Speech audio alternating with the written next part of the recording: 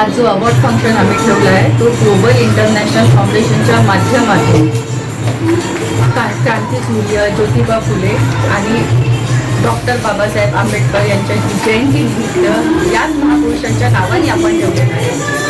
यांच्या पावलावर पाऊल टाकून चालणारे जे लोक आहेत जे खऱ्या अर्थाने समाजसेवा करतात त्यांच्यासाठी हा आम्ही पुरस्कार ठेवलेला आहे.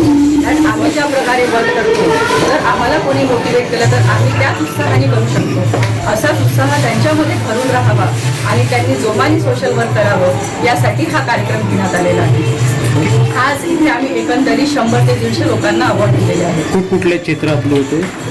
आम्ही त्यांना दिलेले आहे क्रांतीसूर्य ज्योतिबा फुले आणि डॉक्टर बाबासाहेब आंबेडकर राष्ट्रगौरव पुरस्कार आणि एक आम्ही पुरस्कार जे संविधानाची रक्षा आणि शिक्षाची रक्षा करत आहे यांच्यासाठी खास पुरस्कार होता शिक्षा व संविधान रक्षक राष्ट्रीय गौरव पुरस्कार. आपणा सर्वांना कल्पना आहे की the nation will do not honour its heroes may have no hero one day. म्हणजे आपल्यातल्याच लोकांना जर आपण त्यांच्या चांगल्या कार्याबद्दल सन्मानित नाही केलं तर कदाचित थोडंसं मोटिवेशन चांगलं काम करण्याचं कमी होत असतं. म्हणून डॉक्टर श्रीमती मनीषा ठाकरे या सतत अशा प्रकारचे कार्यक्रम आयोजित करत असतात जेणेकरून समाजातल्या जे दुर्लक्षित लोक असतात, जे सेल्फलेस सर्व्हिस करतात, जे निष्ठुरपणे समाजाची सेवा करतात, ज्यांना कुठलं आयडेंटिफिकेशन रिकग्निशनची गरज नसते किंवा तो उद्देश नसतो, अशा लोकांचे चांगले कामं डॉक्टर श्रीमती ठाकरे मॅम हे समाजापुढे आणण्याचं खूप चांगलं काम करत असतात. बेंजामिन मॅम आणि बाकी सर्व लोक त्यांना योग्य ती मदत करत असतात. त्याबद्दल सर्वप्रथम मी ठाकरे मॅमचं मनापासून आभार मानेल, अभिनंदन करेल.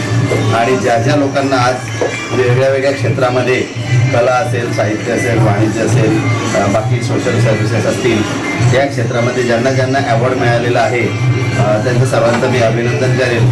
आणि आम्ही त्यांचे आभारी आहोत की त्यांनी आमच्या सगळे काही ऑफिसर्सना पण रेकग्नाईज करण्याचं ठरवलेलं आहे. त्याबद्दल मी त्यांच्या मनापासून आभार मानेल. आणि आपल्यामार्फत सर्वांना हीच विनंती करू इच्छितो की सर्वांनी कायद्याचं रक्षण करणे सर्वांची जबाबदारी आहे. आपले अधिकार हे ज्या पद्धतीने आपल्याला माहिती असावेत तसंच आपले कर्तव्य आणि जबाबदारी याची सुद्धा जाणीव एका जबाबदार law abiding peace loving genuine responsible सिटीजनला ठेवणं गरजेचं आहे. त्या निमित्ताने क्रांतीसूर्य महात्मा फुले साहेब आणि डॉक्टर आंबेडकर साहेबांच्या मूर्तीला विनम्र वंदन करतो आणि सर्वांना विनंती करतो की आपापली जबाबदारी ओळखून सर्वांनी काम केलं तर कदाचित समाजात क्राईम घडणार नाही. Thank you so much. All the best. 2 शब्द मी संस्थेबद्दल सांगू इच्छिते. माझ्यासोबत जितकी आता तुम्ही जसं बाहेर बघितलेलं आहे इतकी लोक आहेत ते सगळे टीमशी निगडीत लोक आहेत. आणि टीम जी असते ना या म्हणजे ह्या नावामध्येच बघा टीम म्हटलं की संघटन खूप मोठं संघटन. एकटा व्यक्ती काहीच करू शकत नाही. मी जरी पाऊल उचललं होतं या पिरियडला की हा मी रजिस्टर्ड करेन मी ते माझ्या घरी एकटीच्या माध्यमातून केलं असेल पण जोपर्यंत हे लोक मला जुळले नाही तोपर्यंत ते कार्य मी पूर्ण करू शकत नाही. म्हणून मी मनापासून माझ्या सगळ्या टीम मेंबरचे आणि समाजात कार्य करत असणाऱ्या प्रत्येक समाजसेवीचे आभार मानते की त्यांनी असेच कार्य करत राहावे. ग्लोबल इंटरनॅशनल फाउंडेशन टीम ही भारतातली एकमेव संस्था आहे जी 23 सेगमेंटवर रजिस्टर आहे. ही केंद्र सरकार मान्यता प्राप्त संस्था आहे. नीती आयोगनी पंजीकृत आहे, ISO आहे. आणि अशा प्रकारचे उपक्रम आम्ही घेत राहतो. आम्ही समाजसेवा करण्यापेक्षा समाजात काय परिवर्तन आणण्यात येईल यावर जास्त लक्ष करतो. जसं विधवा बायांसाठी हळदी कुंकू आणि हिरवा चुडा असे सुद्धा कार्य आम्ही घेत असतो. तर अशाच प्रकारचे तुमच्यासारखे शुभेच्छुक असल्या कारणाने आम्ही कार्य घेतो आणि कार्य करत राहतो.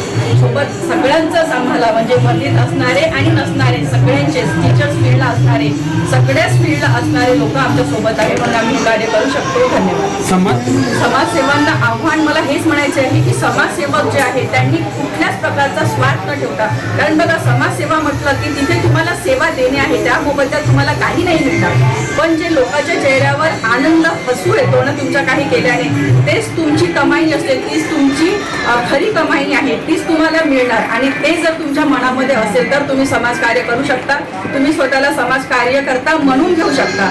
जर तुमच्यामध्ये हे सगळं करायची जिद्द आहे तरच तुम्ही या समाजामध्ये समाजकार्य म्हणून कार्यकर्ता म्हणून या आणि समाजकार्य करा. निस्वार्थ